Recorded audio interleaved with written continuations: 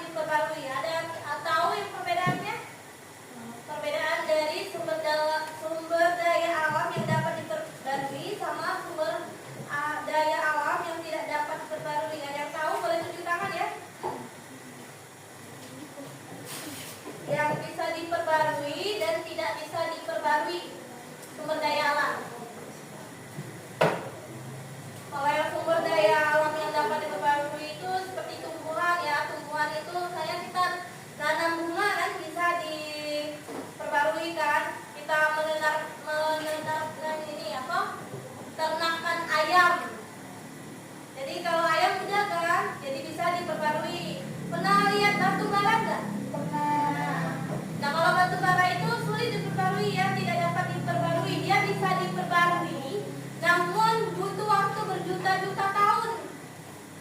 Iya, itu dari alam yang bisa diperbaruinya ratusan tahun. Jadi itu termasuk yang tidak dapat diperbarui karena kalau udah ratusan tahun kita udah mati juga kan.